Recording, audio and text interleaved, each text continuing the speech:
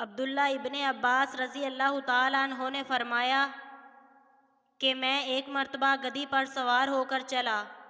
اس زمانے میں بلوغ کے قریب تھا۔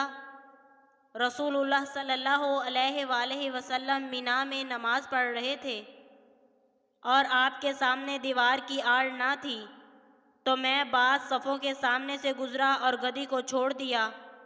وہ چرنے لگی، جبکہ میں صف میں شامل ہو گیا، مگر کسی نے مجھے اس بات پر ٹوکا نہیں۔ صحیح بخاری حدیث نمبر 76۔ محمود بن ربیعہ فرماتے ہیں کہ مجھے یاد ہے کہ ایک مرتبہ رسول اللہ صلی اللہ علیہ وآلہ وسلم نے ایک ڈول سے منہ میں پانی لے کر میرے چہرے پر کلی فرمائی، اور میں اس وقت 5 سال کا تھا۔ صحیح بخاری حدیث نمبر 77۔ حضور اکرم صلی اللہ علیہ وآلہ وسلم نے فرمایا کہ ایک بار موسیٰ علیہ السلام بنی اسرائیل کی ایک جماعت میں تھے کہ اتنے میں ایک شخص آیا اور کہنے لگا، کیا آپ جانتے ہیں کہ دنیا میں آپ سے بڑھ کر کوئی عالم موجود ہے؟ حضرت موسیٰ علیہ السلام نے فرمایا کہ نہیں۔ تب اللہ تعالیٰ نے حضرت موسیٰ علیہ السلام پر وحی نازل کی کہ ہاں، ہمارا بندہ خضر علم میں تم سے بڑھ کر ہے۔ تو حضرت موسیٰ علیہ السلام نے ان سے ملنے کی راہ دریافت کی۔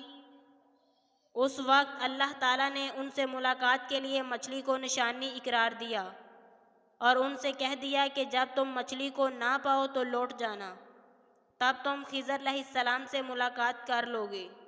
حضرت موسیٰ علیہ السلام دریا میں مچھلی کے نشان کا انتظار کرتے رہے۔ تب ان کے خادم نے ان سے کہا، کیا آپ نے دیکھا تھا کہ جب ہم پتھر کے پاس تھے تو میں وہاں مچھلی بھول گیا اور مجھے شیطان ہی نے غافل کر دیا؟ حضرت موسیٰ علیہ السلام نے کہا کہ ہم اسی مقام کے تو متلاشی تھے۔ تب وہ اپنے قدموں کے نشانوں پر باتیں کرتے ہوئے واپس لوٹے۔ وہاں خضر علیہ السلام کو انہوں نے پایا۔ پھر ان کا قصہ وہی ہے جو اللہ تعالیٰ نے اپنی کتاب میں بیان فرمایا ہے۔ صحیح بخاری حدیث نمبر 78۔ آپ صلی اللہ علیہ وآلہ وسلم نے فرمایا کہ اللہ تعالیٰ نے مجھے جس علم و ہدایت کے ساتھ بھیجا ہے، اس کی مثال زبردست بارش کی سی ہے جو زمین پر خوب برسے۔ بعض زمین جو صاف ہوتی ہے وہ پانی کو پی لیتی ہے اور بہت بہت سبزہ اور گھاس اگاتی ہے، اور بعض زمین جو سخت ہوتی ہے وہ پانی کو روک لیتی ہے۔ اس سے اللہ تعالیٰ لوگوں کو فائدہ پہنچاتا ہے۔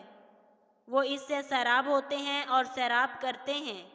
اور کچھ زمین کے بعض خطوں پر پانی پڑتا ہے جو بالکل چٹال میدان ہوتے ہیں، نہ پانی روکتے ہیں اور نہ ہی سبزہ اگاتے ہیں۔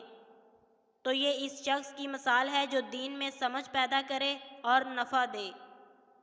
اس کو وہ چیز جس کے ساتھ میں مابعوث کیا گیا ہوں، اس نے علم دین سکھایا اور اس شخص کی مثال جس نے سر نہیں اٹھایا، یعنی توجہ نہیں کی، اور جو ہدایت دے کر میں بھیجا گیا ہوں اسے قبول نہیں کیا۔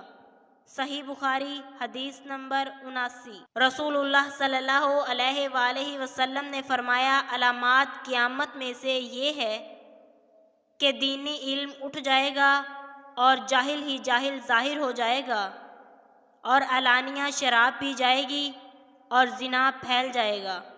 صحیح بخاری حدیث نمبر 80۔